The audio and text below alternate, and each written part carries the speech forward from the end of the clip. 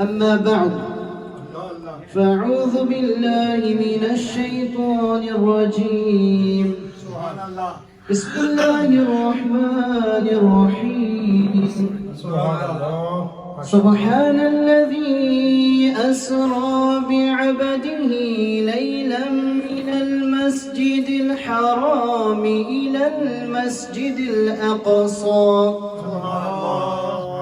من المسجد الحرام إلى المسجد الأقصى الذي باركنا حوله لنريه من آياتنا إنه هو السميع البصير صدق الله العظيم إن الله وملائكته يصلون على النبي يا أيها الذين آمنوا صلوا عليه وسلموا تسليما اللهم صل على سيدنا ومولانا محمد وبارك وسلم عليه الصلاة والسلام عليك يا سيدنا رسول الله وعلى آلك وأصحابك يا حبيب الله.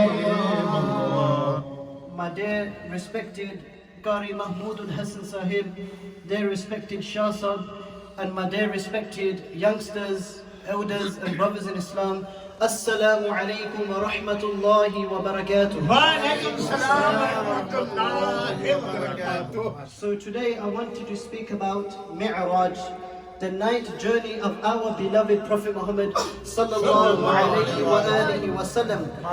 So Allah subhanahu wa ta'ala took his beloved Prophet Muhammad sallallahu alayhi wa alihi wa sallam a journey to the heavens whilst he was in a wakeful state. So the Prophet Muhammad sallallahu alayhi wa alihi wa sallam was in a wakeful state with his body and soul.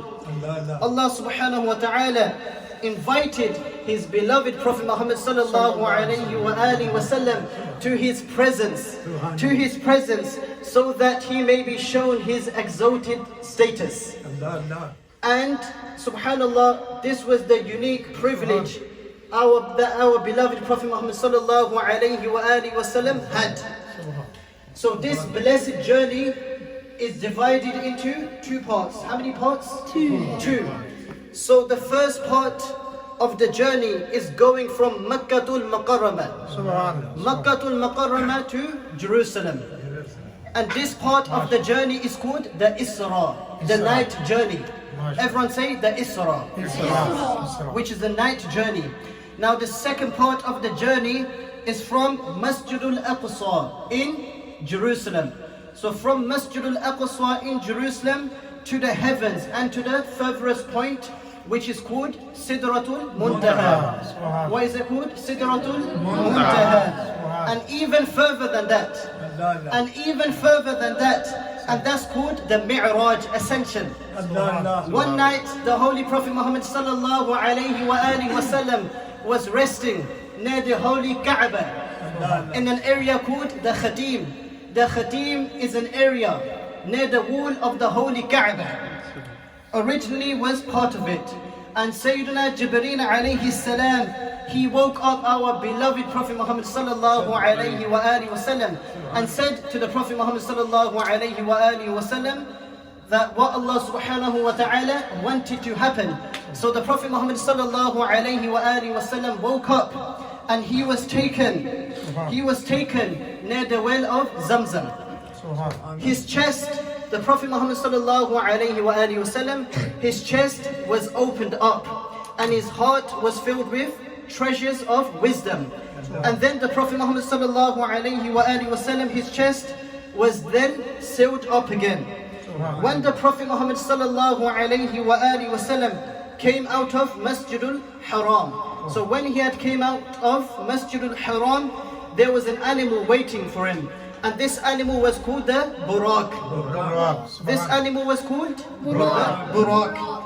And this animal was very quick at traveling. And as far as its eyes could see, that's where the Burak would place its next step. Subhanallah. So this is how quick the Buraq was. And the Holy Prophet Muhammad sallallahu alayhi wa alihi wasallam, he rode on the back of this animal and then traveled to Jerusalem. And as he got to Jerusalem, there were the previous prophets. They all gathered, and the prayer was led by our beloved Prophet Muhammad sallallahu alayhi wa alihi wasallam in Masjid al-Aqsa. Afterwards, the journey then took place to the heavens.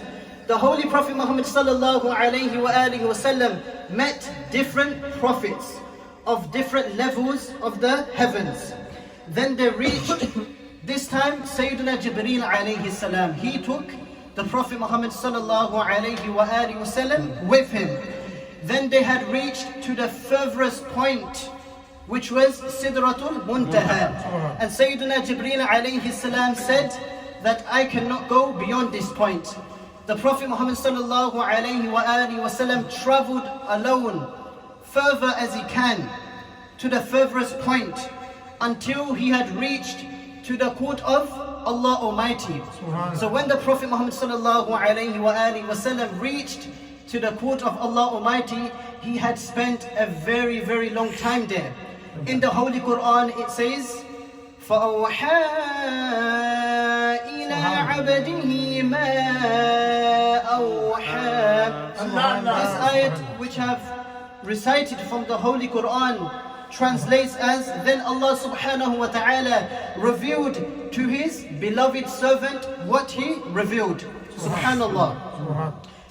One of the special blessings that our beloved Prophet Muhammad sallallahu alayhi wa alihi wasallam received from Allah subhanahu wa ta'ala was a gift of 50 prayers. How many prayers? 50 prayers, mashallah. Sayyidina Musa alayhi salam requested Prophet Muhammad sallallahu alayhi wa alihi wasallam to reduce the 50 prayers, because 50 prayers was a lot for his people. So the Prophet Muhammad sallallahu alayhi wa alihi wasallam went back to Allah subhanahu wa ta'ala asking for reduction, asking to reduce the 50 prayers. Then eventually, subhanallah, the 50 prayers got reduced to how many prayers? 5. But those 5 prayers is equivalent to the reward of 50 prayers. Allah subhanahu wa ta'ala has made it so easy for us. 5 prayers a day, and yet we make excuses for namaz. We don't pray all of our 5 prayers. So we should try our best to pray 5 times a day. Then the Prophet Muhammad sallallahu alayhi wa alihi wasallam, the next morning, he told the people of Makkahul Mukarramah, he described the journey, his journey to Jerusalem. And the disbelievers, the unbelievers, they were shocked. They were shocked, and they responded by saying that what the Prophet Muhammad sallallahu alayhi wa alihi wasallam said before to them, some of it was understandable. Some of it was understandable, but now they couldn't understand this. The disbelievers, the unbelievers started to ask a lot of questions to our beloved Prophet Muhammad sallallahu alayhi wa alihi wasallam, so that they could disapprove what the Prophet Muhammad sallallahu alayhi wa alihi wasallam was telling them. These people knew that our beloved Prophet Muhammad sallallahu alayhi wa alihi wasallam had not visited Jerusalem.